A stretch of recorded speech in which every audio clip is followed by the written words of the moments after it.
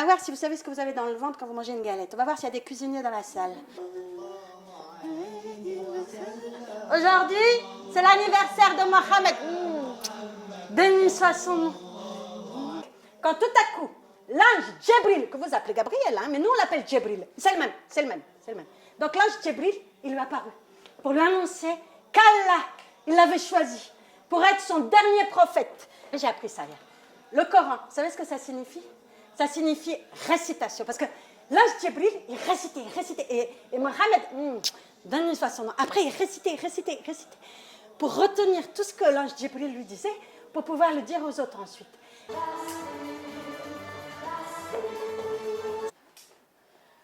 Dans un monde où Dieu semblait absent, les Juifs étaient menacés d'extermination par Haman, premier ministre du roi, détestait les Juifs, et qui avait poussé le roi à publier un décret contre eux, pour se venger de Mardochée.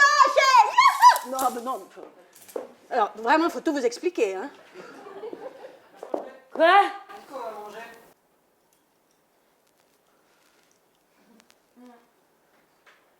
Des gâteaux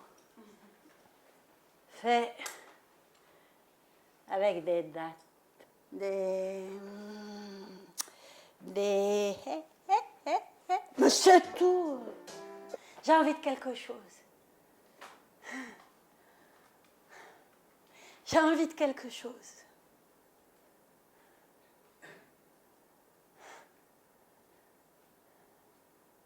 J'ai envie de quelque chose. J'ai envie de voyager. Ah oui, j'ai envie d'aller en Italie. J'ai envie d'aller à Venise. J'ai envie de prendre le train de nuit. Ça existe encore, le train de nuit? Oui? Bon, il faut que j'arrête. C'est n'importe quoi, il faut que j'arrête. Bon, allez.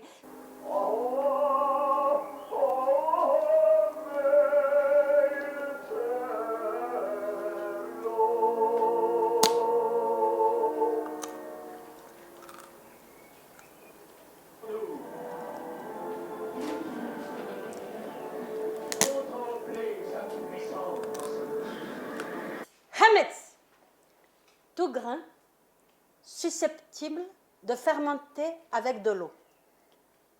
Le blé, l'orge, l'avoine, le seigle et l'épeautre. Et puis tout ce qui peut en être dérivé. Qu'est-ce qu'on y mange? Ah, manger. Parce qu'à manger celui-là, hein, dans sa régie, là.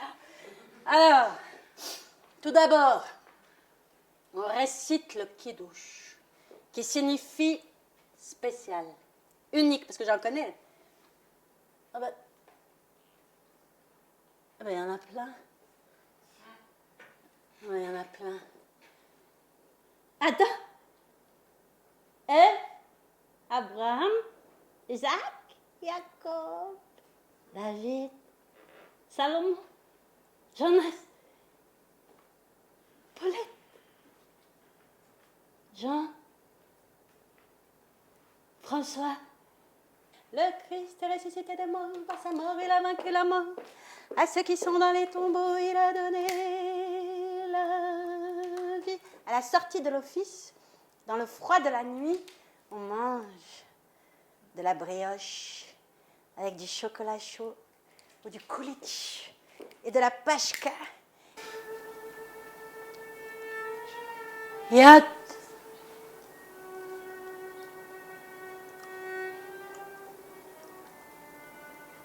Puis des gâteaux, beaucoup de gâteaux.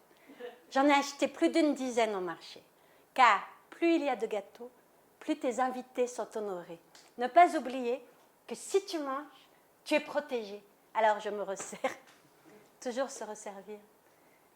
22h, nous partons à la mosquée. Prière.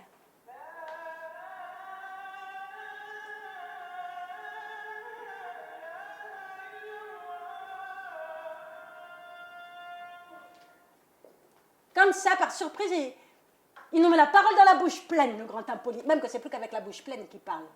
Qu'on parle tout à fait. Qu'on prend la parole comme il faut. Manger du poireau, krati, qui a la même racine que retranché, yekkar et tout. En fait, c'est Claude Lévi-Strauss qui avait découvert que chez les primitifs, les espèces naturelles ne sont pas choisies parce que bonnes à manger, mais parce que bonne à penser. Ici, c'est pareil. Par exemple, le mot « het », qui signifie « péché », provient d'un verbe utilisé dans la Bible par les archers du roi David. Vous savez, les archers, hein? Ceux qui tirent les flèches, ping, et qui signifie rater la cible.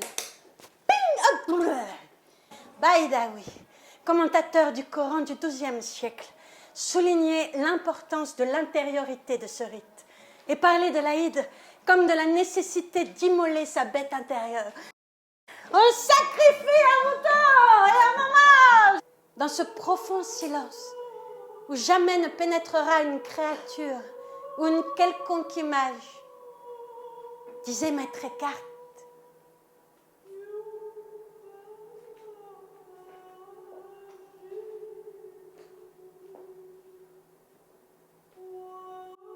Qu'est-ce qu'on mange déjà? En fait, le spectacle n'est pas tout à fait terminé, parce qu'il ne sera réellement terminé que quand vous aurez goûté la shorba.